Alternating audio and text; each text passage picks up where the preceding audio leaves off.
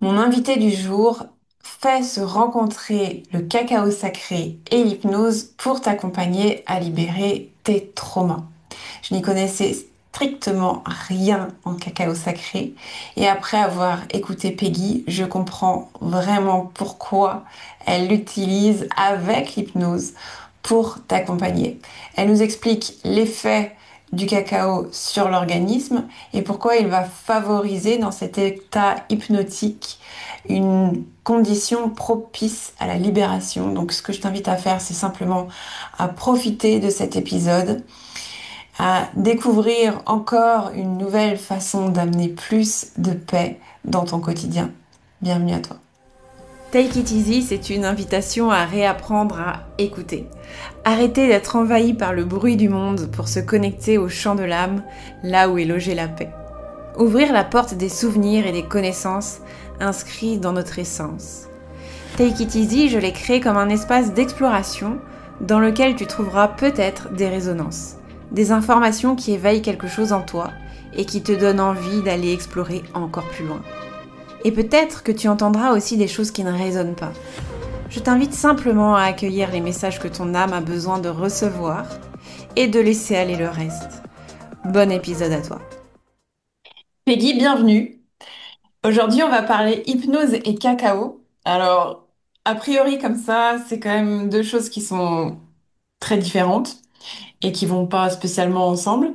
Mais je pense que tu vas démentir tout ça.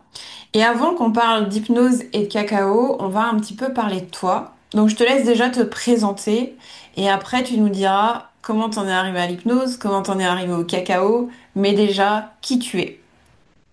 Ok, merci Léa, bonjour. Merci de m'accueillir dans ton podcast. Alors, je m'appelle Peggy Castelot. Je suis thérapeute et coach spécialisée en hypnose, en sophrologie et en accompagnement au changement.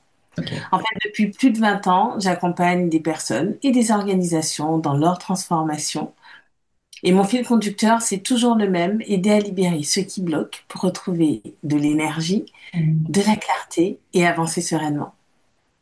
Ouais, parce que aujourd'hui, ce qu'on va aborder, c'est surtout finalement tu parles de qui bloque, ça va être la partie blocage qu'on peut associer au trauma. Alors on reviendra là-dessus. Oui. Mais d'abord, j'aimerais que tu me dises comment est-ce que tu en es arrivé à t'intéresser à l'hypnose. Alors tu parles aussi de sophrologie. Je te propose qu'aujourd'hui on reste sur l'hypnose et le cacao. Si d'autres gens veulent te découvrir, si les gens qui nous écoutent, pardon, veulent te découvrir sur la sophro, ils viendront à toi. Mais comment est-ce que tu en es venu à t'intéresser à l'hypnose? La sophrologie, c'est aussi des techniques de relaxation. Oui. Alors, en fait, mon parcours a vraiment basculé suite à un licenciement économique il y a quelques années à La Réunion. Euh, Peu de temps après ce licenciement, je suis partie à Miami et j'ai eu la chance d'assister à un séminaire de Tony Robbins. Hmm. Et c'était pour moi vraiment une révélation parce que à ce moment-là, enfin à l'époque, j'accompagnais déjà des personnes depuis plus de 20 ans, mais je savais que je voulais le faire à un tout autre niveau. Et suite à ce séminaire, en fait, j'ai commencé par la PNL jusqu'au niveau maître praticienne. Et c'est là que j'ai découvert que l'hypnose était en quelque sorte la petite sœur de la PNL, pour reprendre les termes de mon Sûr. formateur. Et je me suis dit, si la petite sœur est déjà si puissante, qu'en est-il de la grande? Alors j'ai décidé de me former à l'hypnose. Alors au départ, c'était l'hypnose ericksonienne que j'utilise particulièrement avec les enfants parce que j'aime beaucoup cette méthode et cette approche pour accompagner les enfants. Après, je me suis formée à plusieurs spécialités telles que les addictions, la gestion du poids, la gastrique virtuelle, la gestion des traumas.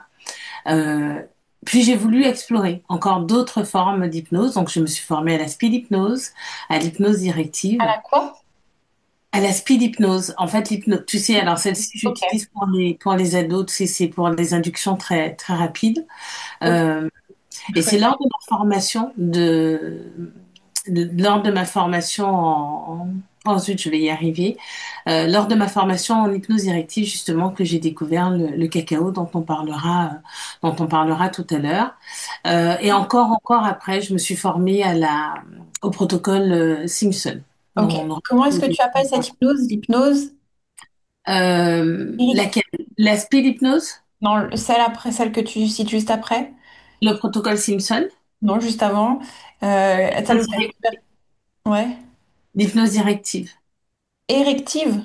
Directive. Directive. Oui, Excuse. en fait, tu as plusieurs courants d'hypnose. Alors, l'hypnose ericksonienne est une hypnose, tu sais, où on parle avec les métaphores, on met un peu plus de temps. On la retrouve surtout en Europe.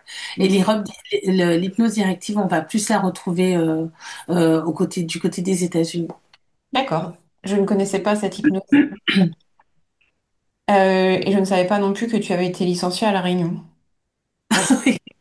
Alors, c'était suite au rachat de ma boîte, en fait. Donc, voilà, on va dire que l'équipe de direction a été remerciée. Donc, c'était suite à ça.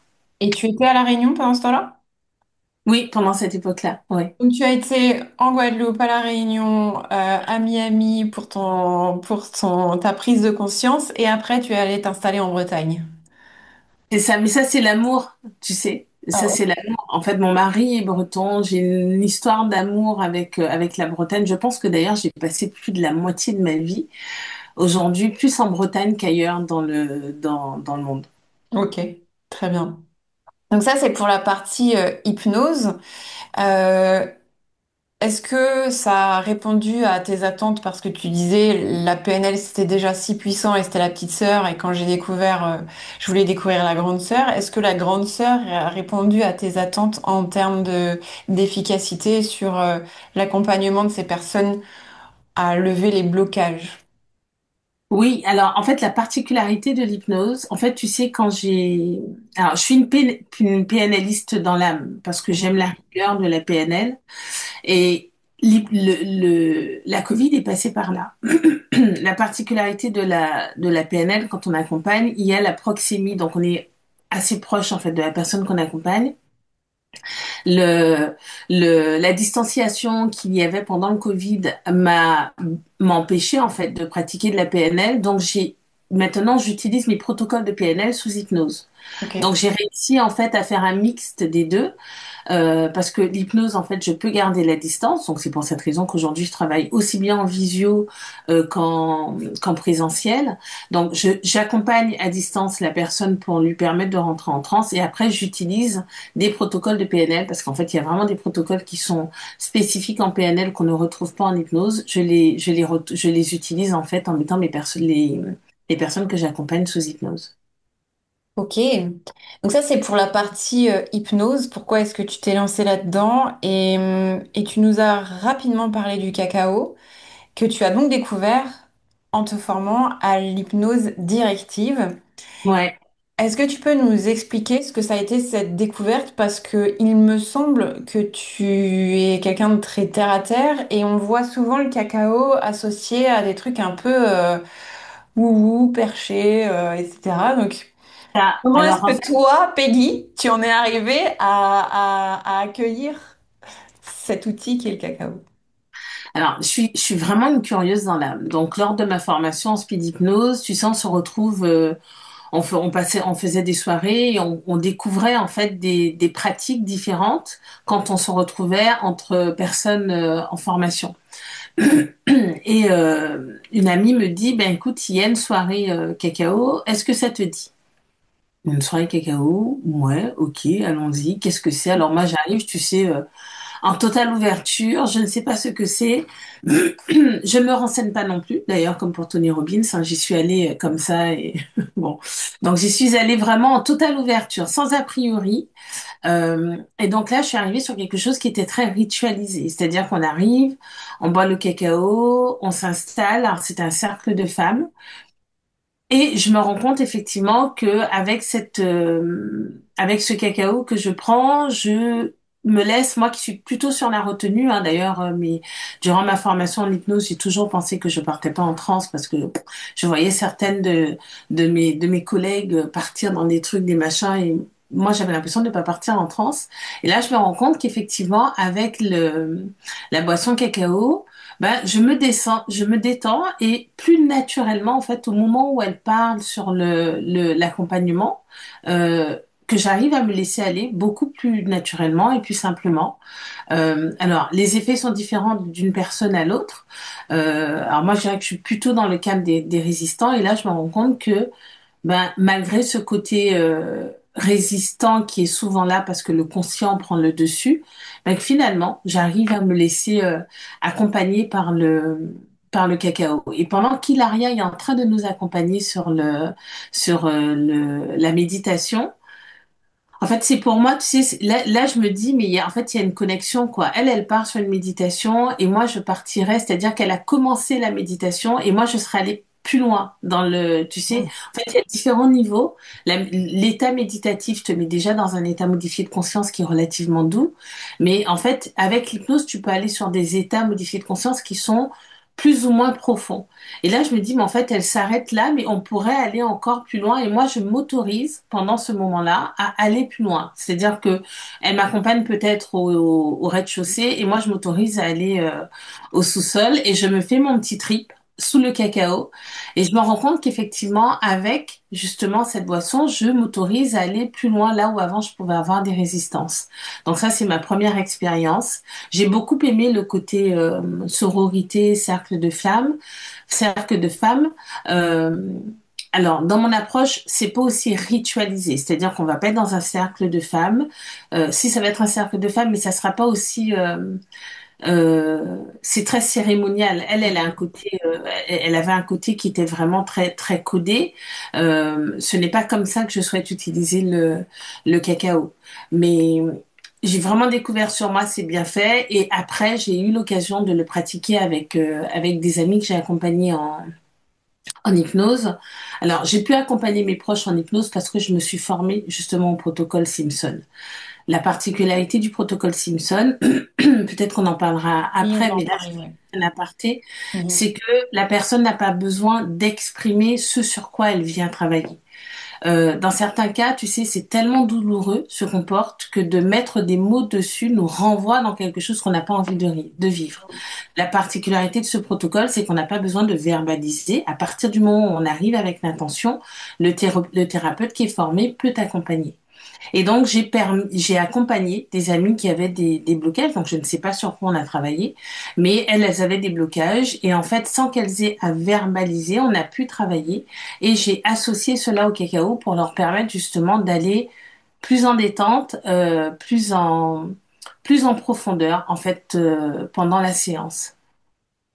Tu veux que je te Ok. parle du cacao, peut-être? Non, je trouve ça incroyable et en même temps, je suis en train de m'imaginer, bon, moi, je n'ai jamais pratiqué de cérémonie du cacao, mais l'effet simplement d'un chocolat chaud qui est associé au réconfort, tu sais, moi, j'ai grandi en Alsace, donc en hiver, il fait super froid et je me souviens encore du bol de chocolat chaud fumant que tu prends et effectivement il y a un côté très réconfortant et je me dis que associer cet ancrage du réconfort à allons explorer, ça instaure déjà un cadre de confiance et de sécurité pour que la personne puisse s'autoriser à, simplement parce qu'il y a déjà le souvenir qui est lié à l'enfance, à quelque Oui. chose d'agréable.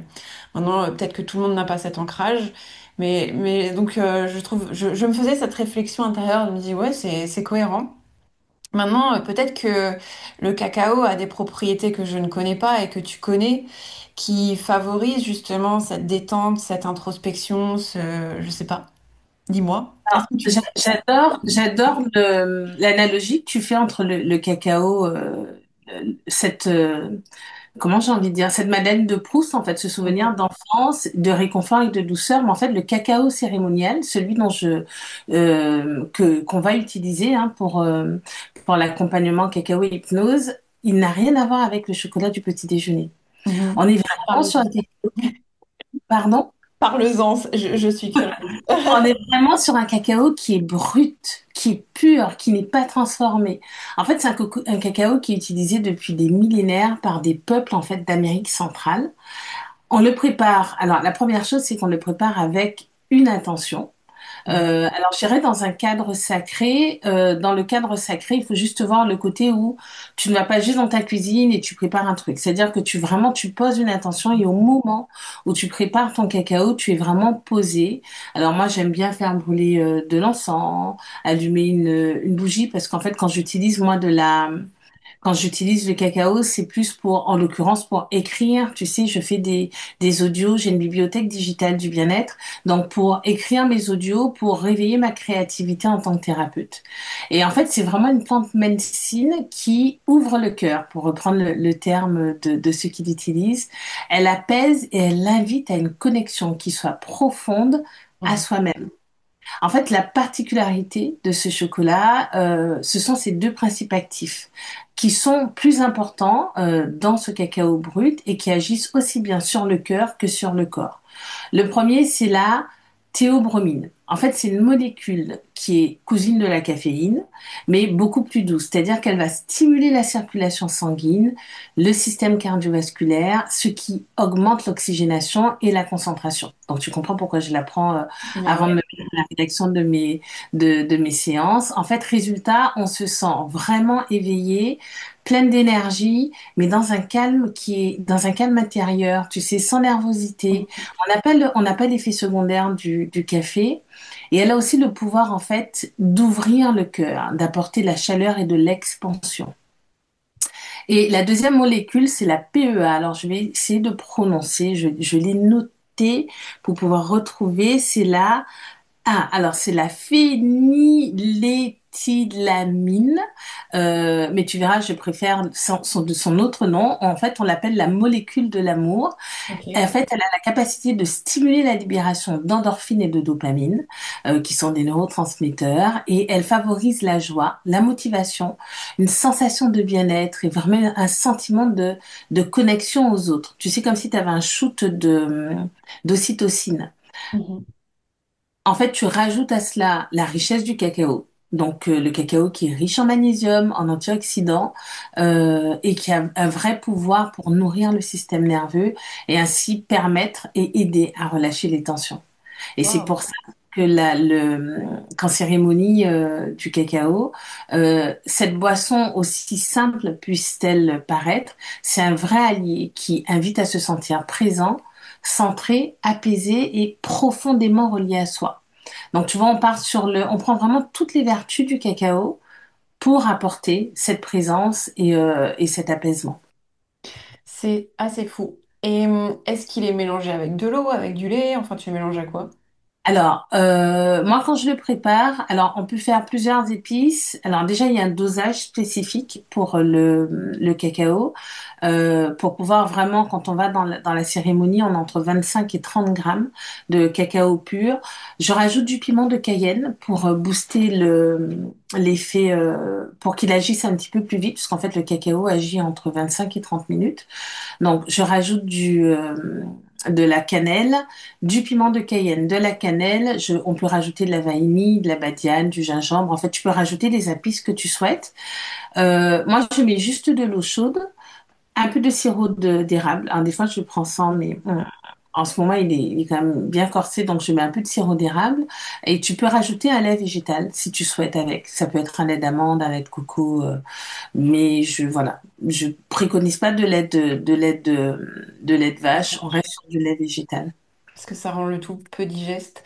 Euh, ok, ben merci pour toutes ces précisions. Donc effectivement, rien à voir avec mon chocolat chaud. Mais moi, je fais du chocolat pâtissier. Tu sais, ma mère, elle achète le Vanouten, quoi. Je me souviens de la boîte. Puis que je connais bien, et d'ailleurs qui a un cacao assez pur, hein, le Vernouten. Il n'y a Ouais, pas de, il n'y a pas de mais sucre. il a quand même été transformé, tu sais. Alors Oui. moi, quand je fais, j'aurais dû prendre des pâtes de cacao. Si tu veux, j'irai en chercher tout à l'heure. Moi, quand je le reçois, c'est vraiment un truc brut, quoi, tu vois. Donc, j'ai trouvé une technique pour pouvoir le couper. Sinon, je demande à mon mari de me le mixer. On est vraiment sur quelque chose, la pâte de cacao vraiment brute. Waouh. Très bien, donc ça c'est pour la partie cacao. Donc on a des infos sur la partie hypnose, on a des infos sur la partie cacao. J'aimerais qu'on en arrive au mix des deux. Tu as déjà commencé, donc tu disais qu'effectivement le cacao, ça permet vraiment ce relâchement, cette ouverture du cœur, etc., qui va permettre d'entrer plus facilement dans un état de réceptivité, de créativité, mais aussi, toi tu parlais du fait que ça facilitait ton état de transe. Alors, Ouais. je sais qu'il y a des gens qui nous écoutent qui ont du ticket quand tu as utilisé ce mot-là. Donc, on va revenir dessus. Est-ce que tu peux nous dire ce que c'est que la transe, l'état de transe? Alors, en fait, tu sais, souvent, très souvent, quand je commence mes séances avec mes clients, je leur pose la question, pour vous, c'est quoi l'hypnose? Parce qu'en fait, on se fait toujours toute une... Tu Mhm. sais, alors, je vais parler de Mesmer, hein. On voit Mesmer, ce qu'il fait, ou les grands hypnothérapeutes sur scène, et on voit qu'ils font faire Un aux gens... hypnothérapeute, je sais pas, hein, enfin, Voilà, ah, non, hypnotiseur, pardon, tu as raison, hypno, tu as raison. hypnomagicien, enfin, c'est Donc, c'est et du spectacle. souvent, en fait, ou quand on parle de transe, on voit des choses, tu sais, où les gens perdent un peu le truc dans les rituels chamaniques. En fait, c'est pas ça. L'hypnose, c'est vraiment un état naturel dans lequel le corps se met environ toutes les 90 minutes, si je dis pas de bêtises. En fait, on se met un peu en pilote automatique. Pour te donner un exemple simple, tu sais, imagine que tu es dans ton canapé, tranquillement installé, et tu regardes un film, et que dans ce film, à un certain moment, le truc te prend au trip, tu sais, tu vis, t'es en train de vivre l'émotion qu'est en train de vivre l'héroïne dans le film. Tu vois, soit un truc très triste, soit un truc très joyeux, mais tu sens que là, tu as l'émotion qui est en train de venir. En fait, c'est ça l'hypnose. C'est-à-dire que tu as cette part de toi qui est dans le canapé. En fait, en réel, tu es dans ton canapé. Et une partie de toi est en train de revivre la scène en ressentant les émotions. C'est tout simplement ça. Donc quand je parle de transe, en fait, c'est l'état modifié de conscience dans lequel on peut aller. Mais ça, l'état modifié de conscience, on peut y aller très rapidement. C'est-à-dire que je te dis ferme les yeux, vois-toi en train de couper un citron, imagine que tu mets ce citron sur tes papilles et tu vas voir très naturellement ta bouche va se mettre à saliver. Mhm. C'est un état de transe.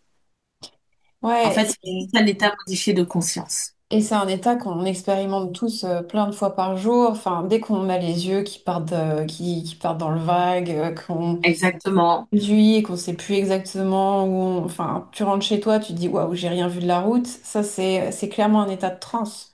C'est ça. Tu sais, je ferme la porte de chez moi, je pars et puis au premier croisant, au premier feu rouge, je me dis, mince, est-ce que j'ai fermé la porte de chez moi? Mhm. Bien souvent, on l'a fermée, sauf qu'au moment où on mettait la clé, donc on est sur un automatisme, hein, au moment où on fermait la porte, quelque chose qu'on a l'habitude de faire, une partie de nous était déjà ailleurs, soit dans le passé, soit dans le présent, non, vraiment dans le présent d'ailleurs, soit dans le passé, Ouais, soit dans le c'est sûr. futur, et n'était pas dans l'instant présent. Ben ça, c'est déjà l'état modifié de conscience. C'est-à-dire que tu es déjà en train de te projeter dans comment va se passer ta journée. Complètement. Bien, ça c'est pour rassurer sur l'état de transe. Maintenant, j'aimerais bien qu'on aille sur l'étape d'après, puisque on a compris pourquoi l'hypnose t'intéresse, pourquoi le cacao t'intéresse et pourquoi associer les deux est pour toi pertinent.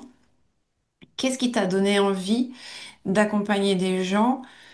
Parce que toi, tu parles de blocage, mais tu as quand même une spécialité, enfin une spécialisation plutôt, sur le trauma.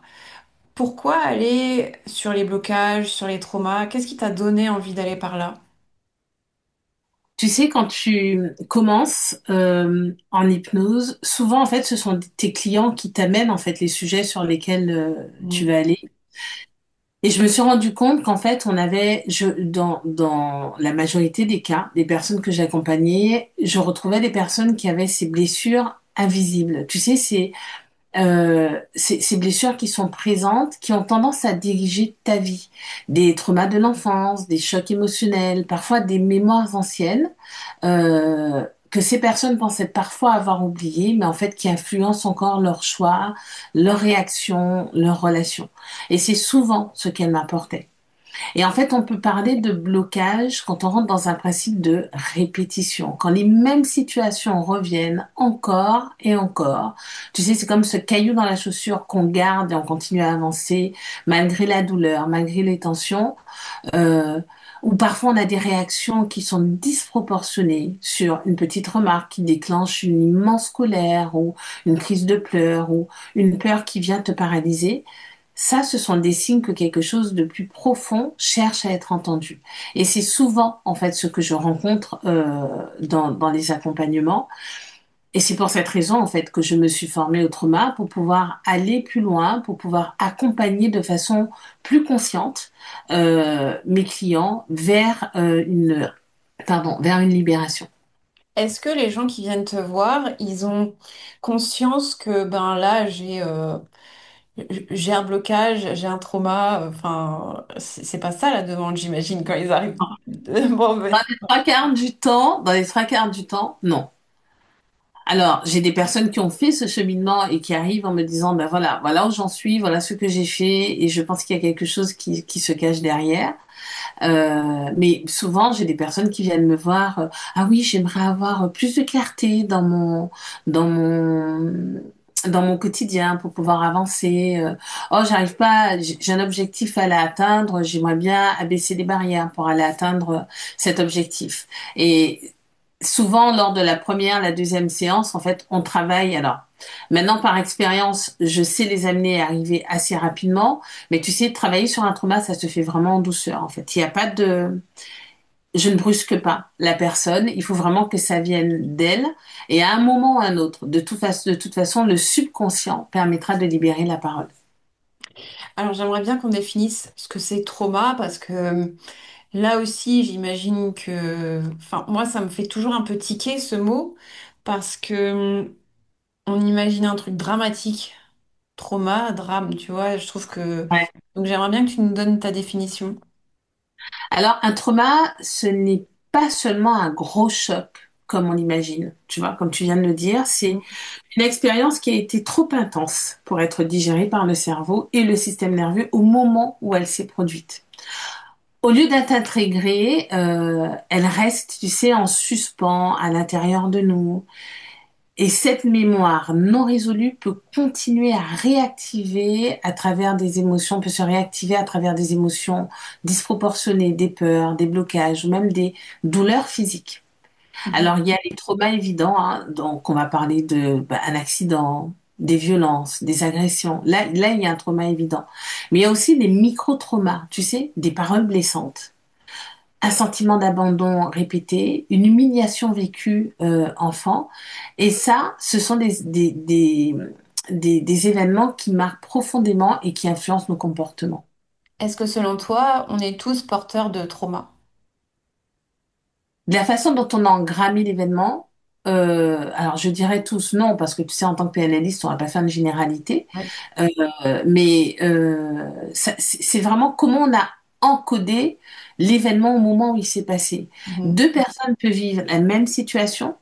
Pour quelqu'un, pour l'une des personnes, pour l'un des protagonistes, ça peut être une situation traumatisante, et pour l'autre, ça peut être un événement totalement anodin. Mhm. Tu vois, je vais te donner l'exemple d'un client que j'accompagnais qui, au départ, quand il est venu me voir, il voulait que je l'accompagne pour la prise de parole en public. Et la particularité de cet homme, c'est que il était cadre sup dans une entreprise, il avait déjà managé de très grosses équipes, donc il avait déjà fait animer des réunions, des colloques avec ses collaborateurs et tout se passait bien. La situation, parce qu'on va toujours chercher le facteur déclencheur de l'événement quand on travaille en hypnose. Et là, il a évolué, il a pris plus de responsabilités dans son entreprise. Et là, il devait animer un colloque avec ses pairs. Ce n'était plus avec ses collaborateurs, mais c'était avec ses pairs. Et il se rend compte que lors de sa première prise de parole, ben là, il est tétanisé, il a de grosses auréoles au niveau des aisselles, impossible de prendre la parole. Cette personne arrive vraiment en me disant, je veux travailler sur la prise de parole en public. Bon, en tant que thérapeute, je vois bien que c'est pas la prise de parole qui est le problème. Sauf que lui n'en a pas conscience en fait sur le moment. Donc on travaille, on fait la première séance sur la prise de parole en public. Effectivement, lors de sa deuxième intervention, ça va mieux, mais on n'y est pas encore. Et dans l'échange, je le sens prêt à entendre. Et là, je lui dis, mais il y a quelque chose qui s'est passé à un moment donné dans votre vie où, au moment où vous deviez prendre la parole, ou enfin, il y a quelque chose qui s'est passé dans votre vie qui fait qu'aujourd'hui, vous avez ce blocage. On n'est pas sur un besoin de confiance sur la prise de parole, il y a tout autre chose. Donc, au départ, il est sceptique. On en échange et finalement, il me dit, OK, je veux bien qu'on aille explorer ce qui s'est passé. Alors, on en parlera peut-être après, je ne vais pas rentrer dans le détail, mais en hypnose, quand on accompagne sur les traumas, il y a plusieurs étapes, on y va vraiment en douceur.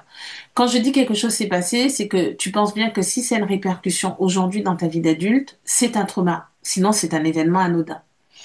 Donc, là, je l'accompagne et en fait, on se rend compte que quand il est rentré en sixième, ce monsieur qui avait une quarantaine d'années, sa mère avait mis en tenue vestimentaire un t-shirt jaune. Et il s'avère que le premier jour de sa rentrée en sixième, il a été la risée de toutes les classes de sixième. C'est-à-dire qu'ils se sont moqués de lui, ils l'ont appelé le poussin, le machin. Et en fait, pour lui, ça a vraiment été une rentrée des classes horrible. Alors après, il s'est fait des copains, ça s'est bien passé. Mais cette première journée, il l'a vraiment engrammé, tu vois. Ça a vraiment été pour lui une expérience qui était tellement intense et son cerveau ne l'avait pas digéré. C'est-à-dire que c'est resté en suspens dans son système nerveux. Si bien que lorsqu'il s'est retrouvé des années plus tard face à des pairs, donc des gens qui sont au même niveau que lui, il a retrouvé, en fait, c'est comme s'il retrouvait ce petit garçon qui rentrait en sixième, comme étant la risée de tous ceux qui sont devant lui. Et c'est tout ça, et c'est tout simplement. Alors, le tout simplement, je voudrais pas qu'il soit mal interprété. Mm. Juste dire que c'est cet événement qui est venu s'interposer dans son évolution à l'âge adulte parce il a revécu en fait sans s'en rendre compte, hein, parce qu'en fait ça se fait toujours de façon inconsciente, son inconscient pour le protéger l'a remis en protection de façon à ce qu'il ne revive pas ce qu'il avait connu lors de sa rentrée en sixième. Waouh, incroyable. Et Enfin, au départ, tu vois, on est juste arrivé, c'était pour une prise de parole en public. ouais, ouais. Oui, en fait, le problème énoncé a une origine antérieure, plus profonde. C'est ça. Quand tu m'as parlé du protocole Simpson, donc qui est une de tes formations en hypnose, tu me parlais des mémoires, parce que là, on est en train de parler de mémoire et on est en train de parler de mémoire actuelle de cette vie-ci. Mais ce qui est intéressant, c'est qu'avec le protocole Simpson, tu m'as dit qu'il y avait aussi les mémoires du transgénérationnel. Oui, c'est ça. En fait, le protocole Simpson, alors j'aime beaucoup parce que c'est une façon d'utiliser l'hypnose pour libérer les traumas en profondeur. Et donc, quand on dit en profondeur, on va à différents niveaux. Alors, je précise sans jamais les revivre, parce que l'objectif n'étant pas de revivre. Alors, c'est pas ne pas les revivre, c'est ne pas revivre la douleur du trauma. Mhm. Euh, Je reviens dans aujourd'hui. En fait, quand on vit un choc, une partie de nous reste figée, bloquée dans le passé. Comme si le cerveau n'avait pas réussi à, je reviens sur le terme digérer l'événement. Résultat, on nourrit des peurs, des angoisses, des réactions disproportionnées ou même des douleurs physiques peuvent persister. En fait, avec le protocole Simpson, on recrée d'abord une sécurité intérieure. Et ça, c'est hyper important. Puis on revisite la mémoire du trauma, mais à La mémoire du distance. trauma, mais pas le trauma. Non, on revisite, mais à distance. Comme Ok. si on le regardait à travers une vitre protectrice, tu sais. Ok. En fait, on aide l'inconscient à libérer la charge émotionnelle et à reprogrammer cette mémoire avec de nouvelles ressources, avec de la protection, de la force, de l'amour, en fonction de la personne, des personnes que j'accompagne, bien sûr. En Mhm. fait, l'idée n'est pas d'effacer l'histoire, mais de la transformer. Alors, quand je disais justement revisiter les traumas, il arrive parfois, ou la mémoire des traumas, il arrive parfois que le trauma qu'on porte, ce n'est pas le nôtre. C'est peut-être celui de notre mère, celui de notre grand-mère. Et la force de ce protocole, c'est d'aller justement nettoyer les mémoires, revisiter la mémoire du trauma telle qu'elle soit et de pouvoir en fait la libérer. Et ce que tu m'as expliqué avec ce protocole, et ce que je trouve fascinant parce que pour les personnes pudiques ou introverties, il n'y a pas à exprimer sur quoi on travaille. Alors explique-nous un peu ça parce que je pense que ça va intéresser les personnes qui, comme moi, n'ont pas envie d'étaler leur vie chez un thérapeute. En fait, on n'a pas besoin de verbaliser. Et la raison pour laquelle je suis allée vers ce protocole, c'est que j'ai accompagné toute une famille. Alors, souvent, ça se passe comme ça dans mon cabinet, hein. Je commence par la maman qui m'envoie son mari, puis qui m'envoie son fils, puis qui m'envoie. Et donc, là, j'avais accompagné les parents sur l'arrêt du tabac. Les parents et le fils, d'ailleurs. Les trois avaient arrêté de fumer. Et en fait, dans les trois, ceux qui revenaient, tu sais, quand je découvre les personnes, je fais un tour, en fait, savoir comment ça se passe au niveau relationnel, les parents et tout. Et dans les trois, à chaque fois, ceux qui revenaient, l'une des souffrances qu'ils portaient, c'était la sœur. Cette sœur qui, malheureusement, avait subi une agression, mais qui n'a jamais pu le verbaliser. Et en fait, elle s'était complètement, comme ça arrive, hein, suite à un trauma, choc psychologique, elle s'était mise en protection. Et tout ce qu'elle, c'était une jeune femme qui était pleine de vie. Alors, je vais pas rentrer dans les détails parce que l'idée n'étant pas qu'on puisse retrouver qui Oui, c'est. oui. C'était une jeune femme qui avait plein de vie, qui avait des activités créatives et autres autour d'elle. Et en fait, suite à ce qui s'est passé, on ne sait pas ce qui s'est passé. En fait, elle s'est renfermée et elle a arrêté toute vie sociale, toute créativité et autres. Et au départ, j'étais dans ma démarche. Tu sais, je suis toujours en train de rechercher l'outil qui va me permettre d'accompagner mes clients, d'aller plus loin et tout. Et je commence la formation du protocole Simpson. Alors, au départ, quand j'ai commencé Simpson, pour dire vrai, c'était pour accompagner ma sœur qui vivait un cancer métastasé de stade 4. Et le protocole Simpson est très puissant pour la gestion des douleurs. Au départ, c'est pour Ok. ça que je suis allée vers Simpson. Et quand j'ai commencé ma formation et qu'il m'a dit, mais en fait, la personne n'a pas besoin. Et tu sais, en tant que thérapeute, c'est quand même assez bluffant de se dire, mais ça veut dire que tu peux accompagner quelqu'un, la personne n'a pas besoin de verbaliser, Ouais. mais c'est waouh. Ça Ouais. veut dire que j'ai pu accompagner mes fils, j'ai pu accompagner mes amis, enfin, c'est vraiment waouh. Pour toi, ça Mhm. enlève vraiment quelque chose où tu n'as pas à poser toutes ces questions. J'ai renvoyé en fait un message à ma cliente pour lui dire, écoutez, j'ai fait cette formation. Dites à votre fille qu'elle n'a pas besoin de verbaliser. Si elle le souhaite, on peut commencer le travail ensemble. Elle a juste à venir, un bonjour si elle veut, elle s'installe dans le dans le fauteuil et je l'accompagne. Mais par contre, pour ça, Léa, il y a quelque chose qui est indéniable. Il faut que la personne veuille. Tu ne Oui. peux pas faire à la place d'eux. Voilà, ça c'est hyper important. Et effectivement, bah, j'ai eu l'occasion de la revoir après sur scène parce que pour moi c'était et elle me l'a demandé. Hein, elle s'est sentie revivre en fait. On a fait 3 séances et elle s'est sentie revivre. Qu'est-ce qui s'est passé dans sa vie? Je ne le sais pas. Peut-être qu'elle le verbalisera après, parce qu'en fait, tu sais, une fois qu'on a travaillé cette dimension douloureuse, Mhm. le verbe peut se poser sur Mhm. ce qu'on a vécu. Souvent, en fait, on n'ose pas reverbaliser parce que ça nous renvoie dans cette douleur, ça nous renvoie dans toute cette souffrance, dans tout ce truc qui est vraiment très lourd. Mais une fois que c'est posé, en fait, après, donc je sais pas si elle l'a verbalisé après avec sa mère, mais moi, je sais qu'entre la jeune fille que j'ai reçue et celle que j'ai vue après sur scène, elle était tellement extraordinaire qu'elle a inspiré ma fille qui a voulu refaire le même arc qu'elle juste après. Et elle n'a pas eu besoin, pas une seule fois en fait, elle a pu exprimer. Elle a commencé à me parler un petit peu plus. Et quand je dis à me parler un petit peu plus, à me parler de ce qu'elle faisait comme activité, au bout de la troisième séance, les 2 premières séances, elle arrivait, elle me disait bonjour, je lui disais installez-vous et on commençait en fait. Waouh. Et il n'y a rien d'autre. Donc tu nous disais que tu as accompagné ton fils, tes amis, puisqu'effectivement, il n'y a Ouais. pas à parler. Non, Et, il n'y a pas verbalisé. et que ça permet d'aller libérer des choses. Et quand on a préparé cette interview, tu me disais aussi qu'il y avait dans le protocole Simpson, différents paliers de trans, c'est un peu ça, les différents... En fait, tu as 6 niveaux, alors qui sont reconnus hein, la NGH. À chaque fois, je bug sur ce truc. Donc, je crois que c'est le truc du syndicat de l'hypnose. Et en fait, SD, c'est l'un des niveaux, si je ne dis pas de bêtises, c'est le niveau 6. En fait, SD, c'était un médecin qui s'est retrouvé dans un pays où il devait effectivement opérer des personnes, mais il n'avait pas les moyens médicamenteux pour pouvoir les accompagner, et donc il a utilisé l'hypnose. L'hypnose comme le niveau pour pouvoir anesthésier naturellement. Donc en fait, dans le protocole Simpson, la première chose, c'est qu'on amène la personne dans un état profond, c'est-à-dire qu'on l'amène la personne dans un état hypnotique très profond, donc l'état SDL où le corps est totalement relâché et parfois même anesthésié naturellement. Waouh. Et alors, pour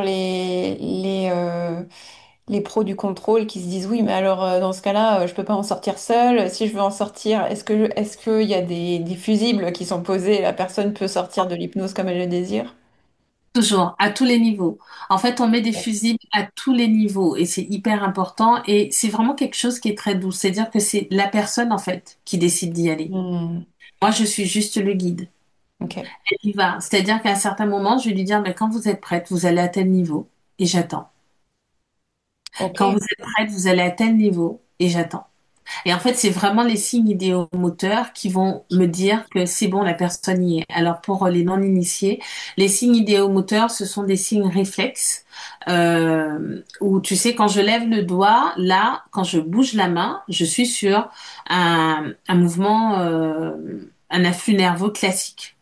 Quand je suis sur un mouvement idéomoteur, donc là, il faut que je relâche complètement et là, tu vois, là, mon majeur se lève et là, on est sur de l'idéomoteur. C'est-à-dire que ce n'est plus moi qui demande à mon majeur de se lever, pardon. C'est un influx qui va se faire de façon naturel. subconsciente. Ouais. Ok, très bien. Bon, revenons à nos moutons maintenant qu'on sait tout ça. C'est comment est-ce que toi, tu accompagnes des gens en associant ces protocoles d'hypnose, parce que tu en as plein, euh, avec le cacao? Et alors attends, parce que tu m'as juste avant qu'on aille là-dessus, j'aimerais quand même que tu me racontes cette femme que tu as accompagnée via l'hypnose, qui était en désir d'enfant, pour dire à quel point en fait nos blocages, on n'en a pas conscience, mais ils vont vraiment impacter des domaines variés dans nos vies, quoi. Parce que tu as parlé du tabac, tu as parlé de cette jeune fille qui avait perdu la volonté d'expression, de créativité, etc. Mais j'aimerais bien aussi qu'on parle de cette dame qui était en désir d'enfant. Quand cette femme vient me voir, elle me pose, alors ça m'arrive assez souvent j'ai un problème, mais je ne sais pas d'où ça vient. Mhm. Donc au départ, j'avais pas encore été formée à Simpson, mais je savais que ça allait venir. Je savais on pouvait aller plus loin. Donc, je fais la première séance avec elle, alors déjà pour travailler. Je fais rarement Simpson sur le premier protocole parce que c'est important pour moi que la personne découvre déjà l'état d'hypnose parce que ça peut être Mhm. un peu surprenant quand on va dans une transe profonde hein, en fonction de certaines personnes. Tu sais, c'est avoir cette sensation de Mhm. pff, où ça part d'un coup. Donc, je vais toujours en douceur. Donc, je fais ce premier protocole pour lui permettre de découvrir déjà la transe hypnotique. Donc, en faisant de l'hypnose ericksonienne, on arrive plutôt au niveau 3, au niveau de la transe.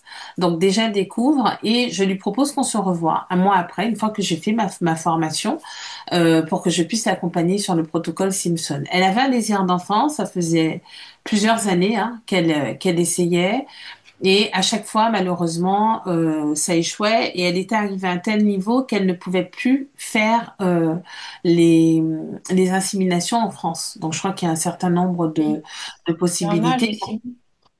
Et un âge aussi, donc elle ne pouvait plus les faire en France.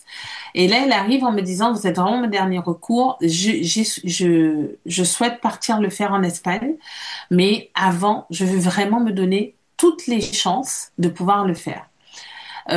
Bon, moi, je suis passée par là, hein, sur mon désir d'enfant, où je n'arrivais pas. Ma fille est arrivée, hein, pour moi, c'est un cadeau du ciel. Mais j'ai aussi travaillé en hypnose pour la petite Mhm. histoire personnelle. Et donc là, j'accompagne cette femme qui ne sait pas d'où vient son blocage, pas du tout. Et donc on part sur le protocole Simpson et on fait 2 séances. Et après, je n'ai plus de nouvelles. Je ne sais pas. Alors ça arrive souvent. Je n'ai plus de nouvelles, c'est-à-dire qu'une fois que la personne, c'est un peu le contrat, hein. Une fois que le problème est réglé, ben j'ai pas de retour de la part des personnes. Et peut-être un an après, oui c'est ça, je reçois un faire-part avec un joli petit bébé, avec un petit bandeau rose, et je me dis, la personne s'est trompée. En fait, voilà, la personne s'est trompée. Mais je trouve la photo de bébé tellement beau et avec un petit merci, voilà et tout. Et je me dis bon bah écoute, je garde parce que le bébé est beau, ça n'arrive pas par hasard. Merci pour ce petit message. Donc voilà. Et je revois, j'ai une cliente qui reprend rendez-vous et elle me dit ah vous me resituez et tout. Et je lui dis ben oui oui je vous resitue et tout. Et elle me dit vous avez reçu le faire-part. Et là j'ai un titre. Ah, le faire-part. Elle me dit, ben oui, alors, je suis vraiment désolée, je vous ai pas donné de nouvelles, mais ça a marché. En fait, ça a marché, j'ai eu mon bébé, mais je m'y attendais tellement pas que je me suis mise en... Et en fait, elle s'est mise dans sa bulle pendant toute la grossesse pour se préserver, pour garder ce petit être, parce qu'en fait, elle avait eu tellement d'avortements Difficile. naturels avant Ah oui. qu'elle est restée. Alors déjà, il y a les premiers mois, tu sais, Ouais. cette espèce d'angoisse là où tu te dis est-ce qu'il va tenir. Et une fois qu'il tient, ben, tu te dis il faut qu'il tienne encore et qu'il tienne encore. Et elle me dit, je suis tellement restée dans mon truc que en fait, je vous ai pas appelé, je vous ai pas écrit. Et c'est vraiment quand je l'ai eu dans mes bras que j'ai réalisé que c'était bon, le chemin avait été fait. Et donc voilà. Et en fait, elle avait repris rendez-vous pour venir me remercier. Waouh, Donc voilà. Donc c'est mon premier bébé hypnose que je mets fièrement sur mon frigo, que voilà, que j'adore. Donc ça, c'est la petite histoire. Donc moi, j'ai été le guide, hein, tu sais, moi j'ai été le guide et je remercie mes clients pour la confiance qu'ils me font parce que nous, on a tu sais, on a les outils pour pouvoir accompagner. Mais si la personne ne nous suit pas, si la personne ne nous fait pas confiance, ou si elle nous remet tout en main, euh, ben ça peut pas fonctionner en fait. Nous on est le guide, on accompagne, on te dit où aller, on te dit comment y aller, je pose toute la sécurité, toute la douceur pour te permettre de te libérer. Mais ça je peux le faire qu'avec toi. Oui, la guérison est chez l'autre. C'est ça. Toujours. Exactement. Merci pour cette petite histoire. Ça, c'est simplement pour montrer à quel point l'inconscient joue son rôle dans notre Ah, vie. Mhm. ça vient de... Quand quelque chose ne se passe pas comme vous le désirez, encore et encore et encore et encore, il est temps d'aller voir Peggy. Alors Peggy, j'aimerais bien que tu nous dises justement comment on travaille avec toi et comment tu vas associer cacao et hypnose pour accompagner ces personnes sur la libération de blocages, sur l'exploration de traumas, peut-être aussi d'ailleurs. Alors, moi, du coup, Léa, j'interviens à différents niveaux, donc au niveau individuel, hein, auprès de particuliers qui viennent me voir, soit en visio, soit au cabinet à Lannion, où on travaille sur les émotions, le stress, la confiance en soi, les traumas, les phobies, la perte de poids, enfin tout ça. Je travaille avec ceux que m'amènent mes clients. Surtout, j'ai pas de limite. En fait, on dit qu'en hypnose, la seule limite qu'on a, c'est celle du thérapeute. Donc voilà, je travaille aussi en collectif avec des programmes dédiés, comme la gestion du poids ou prochainement là le parcours de transformation qui allie cacao et hypnose. Et j'interviens aussi en entreprise pour tout ce qui est Ok. accompagnement des équipes sur la gestion du stress et le mieux-être au travail. Mais le sujet aujourd'hui, c'est le cacao. Donc on se disait justement, déjà, je vais juste remettre le point. Pourquoi le cacao et l'hypnose? Parce que pour moi, le cacao prépare le terrain. Tu sais, on le disait tout à l'heure, il ouvre le cœur, il réduit les résistances. Et l'hypnose, elle va à la racine des blocages. Et ensemble, comme dans une danse, en fait, le cacao favorise l'ouverture et l'hypnose guide à la transformation. Donc, c'est pour cette raison que j'ai vraiment associé les deux. Donc là, pour la rentrée, je propose un programme qui va se faire en visio. Après, si j'ai des demandes en Bretagne, on pourra le faire en présentiel. Mais aujourd'hui, c'est vraiment de permettre au plus grand nombre de pouvoir, pouvoir s'inscrire. Le plus grand nombre en sachant que le nombre de places sera limité. Ouais. Euh, Oui, c'est un ouais, petit cercle. C'est pas, exactement. c'est pas- Alors, mon actualité, c'est le lancement de cet accompagnement dont je te parlais qui me tient vraiment à cœur. C'est Éveil intérieur. En fait, c'est un programme que j'ai créé pour aider les femmes. Alors oui, c'est exclusivement féminin à se libérer de leur blocage émotionnel. Donc, on a parlé des blocages tout à l'heure, hein. Ces blocages, ce sont souvent les freins invisibles, des pleurs, des peurs, des blessures, des mémoires anciennes qui continuent à nous retenir même quand consciemment on voudrait avancer. Et en fait, pour les libérer, j'ai choisi d'associer deux outils puissants et complémentaires dont on a parlé tout à l'heure, le cacao sacré qui ouvre le cœur et prépare le terrain, et l'hypnose qui permet d'aller en profondeur, transformer ce qui bloque encore et vraiment. Alors, le parcours dure 2 mois et suit une progression qui est vraiment sécurisée et je me suis inspirée en fait de l'accompagnement des traumas. On commence par installer une base solide. On avance ensuite pas à pas pour vers plus de libération et en fait, on termine par consolider les changements. Ok. Concrètement, il y a 5 rendez-vous, 2 rendez-vous individuels. Le premier pour poser les bases avec une séance personnalisée, 3 rendez-vous collectifs autour de la thématique sur laquelle on va travailler, et en l'occurrence la libération émotionnelle, et un dernier rendez-vous, ce dernier rendez-vous individuel, donc le deuxième, pour intégrer tout le chemin parcouru, pardon, et repartir avec un plan clair pour la suite. Donc en fait, c'est un programme qui combine la force du collectif, la profondeur de l'individuel et on sera dans un cadre vraiment sécurisant et bienveillant. Donc voilà, donc l'ouverture est prévue très bientôt et pour celles qui sentent que c'est leur moment de se libérer, il y a une liste d'attente et en s'y inscrivant, vous recevrez en fait toutes les informations d'avant-première et la possibilité de réserver votre place avant tout le monde. Trop bien. Ça donne grandement envie. Est-ce que tu peux nous dire un petit peu pour quelle personne ça peut être? Parce que moi, je t'entends, je me dis, bah, est-ce que c'est pour moi? Parce que je ne sais pas trop ce qui entre dans le cadre de cet accompagnement. Alors, en fait, ce que je vais faire quand je vais ouvrir, les personnes qui sont intéressées vont avoir un lien Calendly. On va prendre le temps d'échanger pendant une demi-heure, 3/4 d'heure, pour vraiment, alors déjà pour cette personne, pour que je puisse apporter des éléments de réponse et elle se pose des questions, mais aussi pour moi, pour m'assurer que le groupe que je vais constituer soit un groupe qui peut travailler ensemble.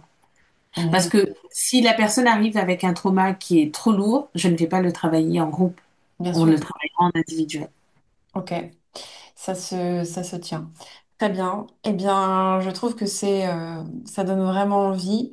Donc ça, c'est pour cet accompagnement de groupe qui va allier cacao et hypnose. Et maintenant, je comprends très très bien pourquoi le cacao est si utile dans cet accompagnement. Non, parce que moi, j'y connais rien. Donc, j'entends ça, je me dis, bon, c'est pour le fun, quoi. On va boire du chocolat, c'est Ça va cool. être Tu vois, il n'y a pas le...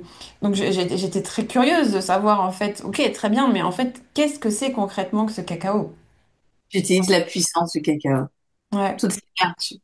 Ouais, ouais, non, maintenant c'est intégré, c'est compris. Donc merci beaucoup à toi pour ce partage, Peggy.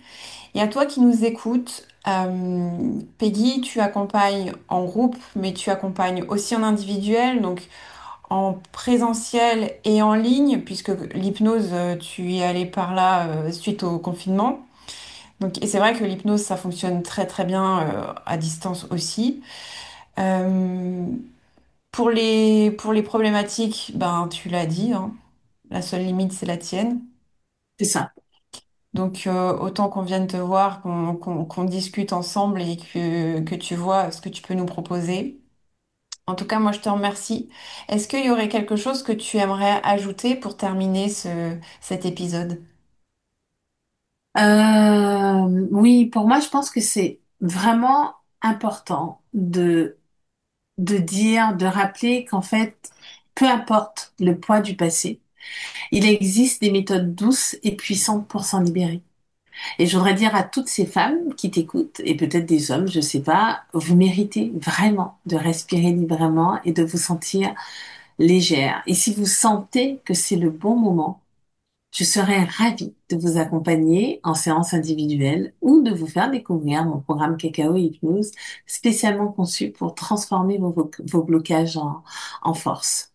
Wow. Donc, quelle que soit votre histoire, quel que soit votre passé, vous avez le droit et vous avez des moyens enfin, il existe des moyens pour pouvoir s'en libérer.